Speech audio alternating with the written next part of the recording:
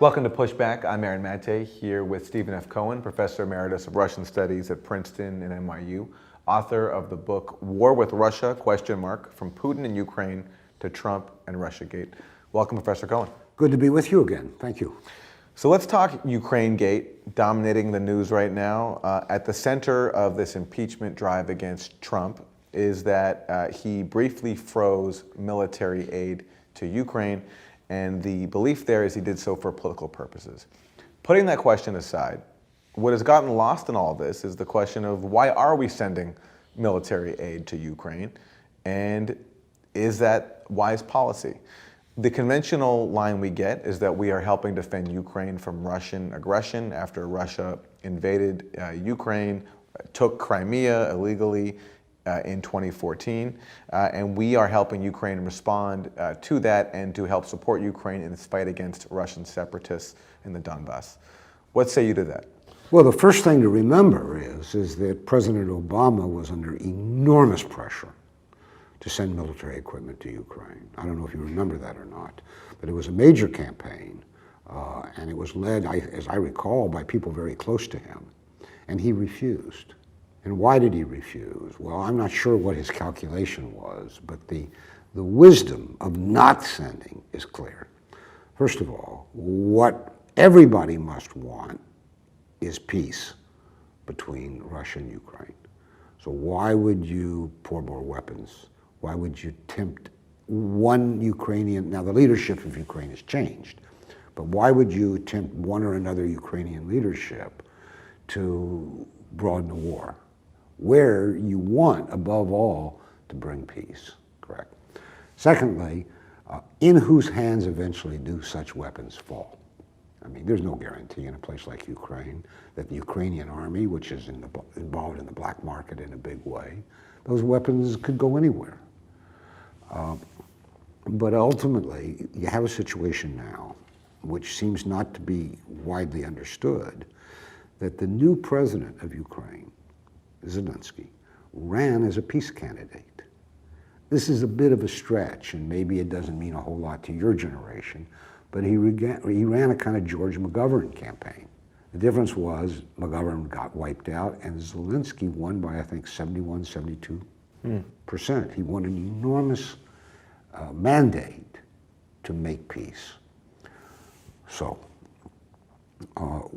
that means he has to negotiate with Vladimir Putin. And there are various formats, right? There's the so-called Minsk format, which involves the German and the French. There's bilateral directly with Putin. But his willingness, and this is what's important and not well reported here, his willingness to deal directly with Putin, which his predecessor, Poroshenko, was not, or couldn't, or whatever reason, actually required considerable boldness on Zelensky because there are opponents of this in Ukraine and they are armed. Some people say they're fascist, but they're certainly ultra-nationalist. And they have said that they'll remove and kill Zelensky if he continues along this line of negotiating with Putin. So now along comes Trump, right? So Trump makes a wrong-headed phone call to Zelensky about Biden and information. It was a wrong thing to do. There were two ways of looking at that. But the more important thing is, and that's why I'd like to see the full transcript of the, we've only been given a partial so far as I know.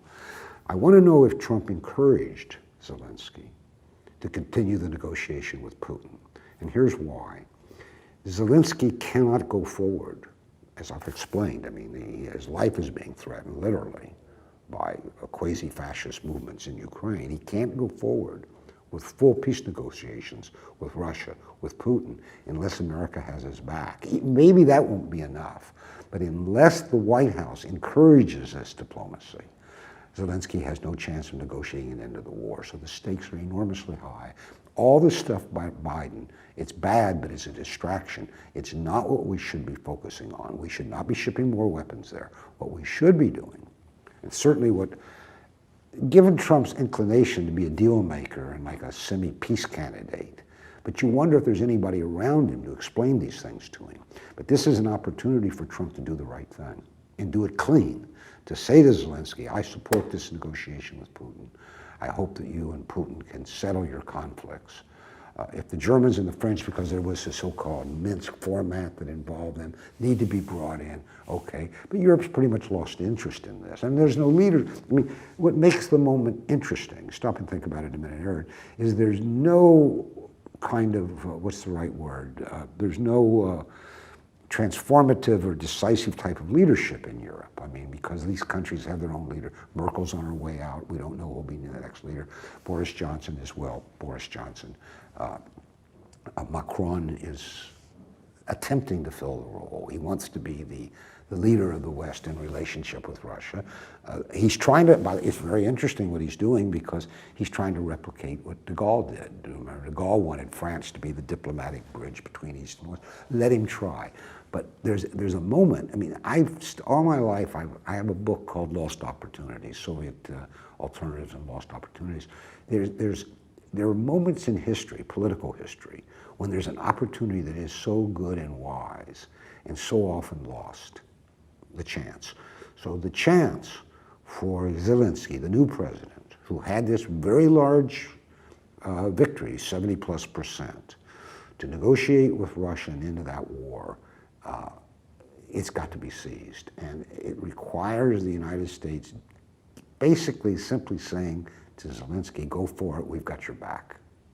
Well, let's talk about the forces in Washington that do not share that point of view, that do not want to encourage a peace process between Russia and Ukraine. You know, you mentioned Trump. When Trump met with Zelensky, Trump did say that he encourages Zelensky to make a deal with Putin, and he thinks that would be a good thing. But that is not an opinion shared in Washington.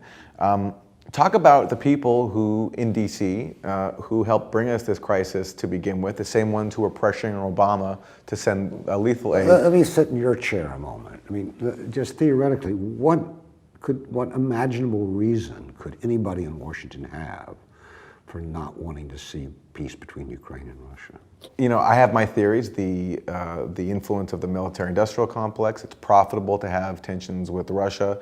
There was an attempt in Ukraine, obviously, you know, with the Maidan crisis, which began all this, to wrestle in 2013, 2014. 2013, yeah, which is when the U.S. helped, including Joe Biden, helped back an ouster of a corrupt but democratically elected president, Yanukovych. So let's stop there. I mean, we all are obliged to use this formula: corrupt but democratically elected. It's true. Well, yes and no, but which is more important? That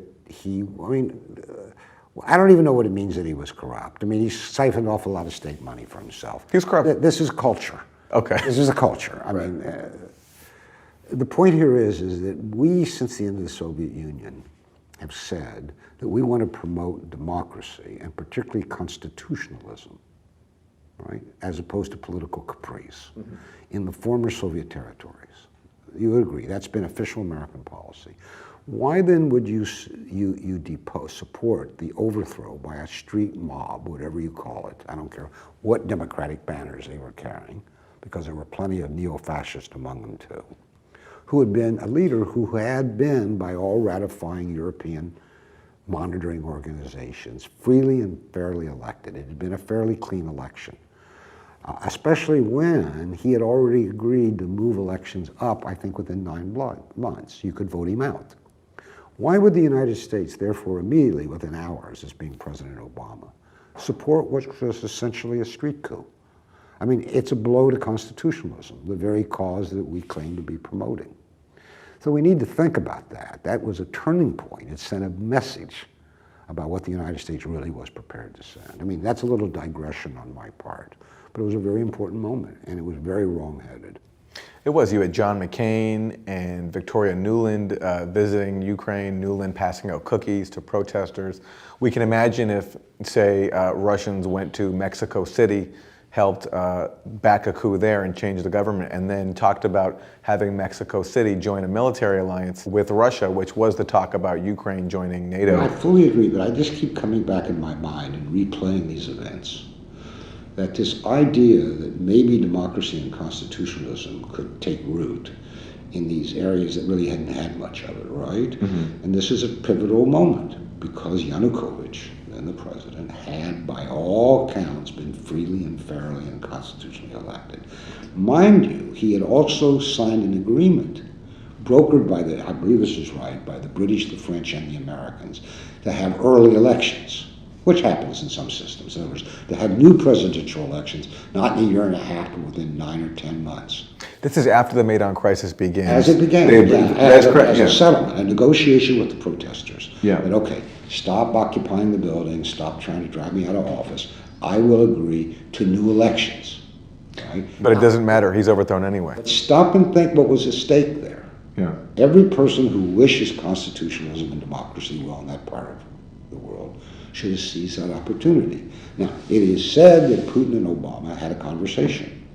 And it is said that Putin said to Obama, do you agree to this solution? New elections. Obama said, I do. 36 hours later, Yanukovych was driven to office by a coup. So, apart from it, I mean, it's wrong, it's bad, it's stupid on the face of it, but it's consequential. It sets precedents for American behavior. So now people are ragging on Trump about Ukraine, but we've forgotten what was really the turning point. I mean, it's just been deleted. What was the interest? What was the motive? I mean, you asked me, but I'm asking you, what was the motive of the Obama administration to do this, to have Victoria Nuland and the ambassador to Ukraine? They were caught in a phone call basically talking about who they were going to install as the Ukrainian president. What was there? The story gets a little torturous here and a little legalistic. The pretext for the overthrow of Yanukovych is that he had been offered this wonderful trade agreement, this partnership with Europe, which would make Ukraine prosperous forever, but excluded Russia. And yet Russia was Ukraine's not only largest trading partner, and still is today, by the way, which is interesting, right? But if you go into the demographics, the number of intermarriages between Russians and Ukrainians runs in the tens of millions. I mean, I don't want to say they're not one people. I mean, there is a separate Ukrainian identity. Ukraine is a diverse country. Western Ukraine looks to Poland and Lithuania, not to Russia. But nonetheless, much of central Ukraine and almost all of southern Ukraine look to Russia as brethren, as kinfolk, as family. I mean, to trespass in a family spat, which is not a good idea in our everyday lives, in geopolitics is a grave mistake. We went into something with profound cultural, familial, historical consequences that we didn't understand. So what was at stake at that moment was this, that the economic trade agreement that Yanukovych was offered, so-called European Partnership, I think it was called, if you read it, and almost nobody bothered to read it, other countries had signed it, there was a clause that said that if you signed it, you agreed to adhere to the procedures, rules, and norms of NATO. Very few people know that was included, but the Russians knew. And they got a lot of international lawyers. In other words, what this was an attempt to bring Ukraine into NATO via the back door. Without saying, this is really a way of getting into NATO, it's just a benign, but it wasn't benign. So when Yanukovych balked, and by the way, he balked also because financially it was not advantageous to him. He would have faced massive protests over the subsidies, the fuel subsidies that he would have had to have cut. With, I would then add, he having already agreed to an early election, which meant he would have lost the election. Right. But nonetheless, coups are not good things in general. But in this area, with this legacy, with this notion that democracy is a really viable alternative, and we, the United States, represent that alternative, it was utterly discredited. Except by people, I mean, I'm not going to name the names of people who write fairy tale stories about what happened, but you know who they are. They're very influential, they're on television a lot, but it's a fairy tale, it's not what happened. And you know, to be candid, with Trump as our president, Obama looks a lot better to a lot of people than he did at the time, but the truth is that Obama was an exceedingly unsuccessful foreign policy president. And one of his failures of foreign policy was the way he handled this whole Ukrainian thing. Well, it's interesting there, though, because here you mentioned earlier that Obama did not want to send this lethal military aid to Ukraine out of concerns about it further fueling this proxy war that he helped start and about the weapons falling into the wrong hands. Trump gets into office, and he actually adopts a more hawkish policy in the sense that he's not facing all this pressure because he's being accused of being a Russian agent and a traitor. So I think it's fair to deduce that in response to that, to help get that off his back, he approves the lethal aid to Ukraine that Obama rejected. So he, in fact, went further than Obama and actually acceded to the demands of the bipartisan foreign policy consensus in Washington, which then leads us to this moment here, because then he puts a brief freeze on that military aid, and now he's facing impeachment. And he's facing impeachment not because of the military aid, but because he appeared to want something for it, Yeah. the Biden stuff. Yeah. It goes back to the question of why are we in Ukraine anyway? What were the Bidens doing there? Why were we there? I mean, the short answer is obviously, let's do what you just pointed out. Ukraine is very far away. It represents no particular national interest or threat to us, what happens there. As you say, it's not like our border with Canada or Mexico. For Russia, again, to make my point, it's absolutely vital. It's simply, there's no more existential area abutting Russia than Ukraine, whether you talk about families, shared history, military threats, and all the rest. So in terms of what could actually solve this, assuming that Ukrainegate doesn't derail the prospects for peace in Ukraine, the prospects of talks between Ukraine and Russia. First of all, do you think that Russia ever gives back Crimea? No. No. Then what happened? No. Well, ever is a capacious word. Not in my lifetime and not in your lifetime. The reason is that even though Russia acquiesced into Crimea's kind of assignment to Ukraine, nobody in Russia actually thought it was real.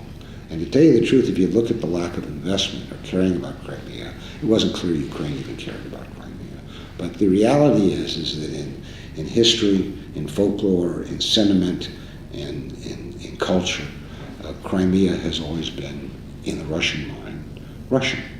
But it hasn't been exclusive. I mean, they've understood that Ukrainians, Tatar, Crimeans live there, and for the most part, harmoniously. So it's a kind of tragedy the way Ukraine got plucked out of its history. But no Russian leader in your lifetime, I think. We should never say never. I mean, one thing I've learned: never say never. But it's hard to imagine any circumstance where Russia would say Crimea goes back to Ukraine. However, a little diplomacy could go a long way. That the relationship between Ukraine and Crimea should be fulsome. By relationship, I mean particularly economic, particularly involving the natural resources. Crimea has a lot of resources, from fresh water to minerals. There's no reason why, because it's now legally part of Russia, Ukraine should be excluded. So, and I was I guess it's okay to say that I was in Crimea, and I talked to the leader of the Crimean Republic, and I said, I don't see any reason why the best outcome isn't a fulsome economic, cultural, even political relationship between Russia, Crimea, and Ukraine. And he said, I agree, go convince Putin of that. So there's resistance in the Kremlin, of course. Why? Because it's been raised to this geopolitical stake by the outside world. If they give ground there, then they're giving ground to Washington. Yeah, but it's going to happen, I think. I mean, I don't know if Putin has to leave power, if it's that far down the road. But all the rational, whether they're human or economic or cultural, factors is that Ukraine is kind of belongs to both. And there's no reason why it should be one or other, no matter whose map it's on, if you see what I mean. And I think that's going to happen. The number of tourists, when I was in Crimea two years ago, it's hard to tell the nationalities of a lot of tourists because so many people speak Russian. But it still seems to be very popular Russian a tourist spot, obviously for Russians, because Putin's made a big effort of cheap flights and all the rest, but Ukrainians coming too, which is as it should be. There's absolutely no reason to have this conflict over Crimea, none. Crimea's fallen victim to larger geopolitics. Do you think the people who drove this in Washington, D.C., who helped spark the Ukrainian crisis, who backed the coup, who I guess had visions of bringing Ukraine into NATO, as crazy as that sounds, do you think that they're willing to give ground, and do you think that they can be overcome here? It would be a struggle because their perspective is what's bad for Russia is good for us. So this kind of reasoning. Right? And we went through this during the previous Cold War. And after the Cuban Missile Crisis, there was a kind of, I wouldn't say transformation of American thinking about that Cold War, but a shift where you began to see more and more important people, that is, say, people who could influence policy, whether they're in media or politics or whatever, beginning to say maybe it's time for us to think more about what we have in common, what we can do together, because that was really dangerous, the Cuban Missile Crisis. You know, we almost went to war with Russia. We need some galvanizing force like that, I guess, and I'm afraid it might come. I mean, I can imagine easily. I mean, my anxiety, which I talk about in this book, War with Russia, is a Cuban Missile Crisis-like situation between the United States and Russia. Not in Cuba, but it could be in Syria, could be in Ukraine, where we're eyeball to eyeball militarily, right? One can imagine something going wrong or not going wrong by intent, by provocation, because there are a lot of provocateurs out there running false flag operations. I'm not a conspiracy theorist, but false flag operations exist. So say we get into a Cuban Missile Crisis-like situation. Kennedy had all the leeway he needed, and did Khrushchev, the Soviet leader then, to negotiate us away from war. Would Trump? Stop and think. Here's Trump, who's routinely and pointlessly and idiotically referred to as a Russian puppet, right? That hasn't gone away. I still get campaign solicitations from Democrats that say, send me to Congress so I can get rid of the Russian puppet. And this lingers like a cancer in the system. It's a malignancy. But imagine this crisis. And it's easy to imagine. In Syria, in Ukraine, wherever we're eyeball to eyeball, militarily with Russians. We now ask Trump to do what Kennedy did, to negotiate with Khrushchev's successor, Putin, away from war. Would Trump be permitted, even if Trump knows how to do it, would he be permitted to do it? Because a large part of the American political class says Trump is not a legitimate president. To say that, and there's no reason to say it, by the way, there's no evidence that he isn't by our rules legitimate, but to say that and keep saying it, then you have to ask yourself, and what if it came to a Cuban Missile-like crisis? Would he be legitimate enough to negotiate the way Kennedy did away from war? I think about that really often. Well, let me ask you then quickly as we wrap, is part of this the point then, is the aim of portraying Trump as this Russian puppet, is the utility of that for these people to actually take away his ability to make peace and make détente with Russia? I think there's probably a small faction in Washington that really likes Cold War, and the more the better with Russia. Whether it's for economic reasons, they sell a lot of weapons, whether because they were raised that way ideologically, whether because Russophobia is a major factor in American politics, whether because they have, I don't want to denigrate anybody, they have a lot of Ukrainians in their constituency where they're from for whatever reason. But it is exceedingly dangerous and getting more dangerous by the week, by the day. Trump has to be free in a crisis to negotiate as a legitimate president on behalf of the United States. And a crisis could come at any time. And if he's not, all bets are off.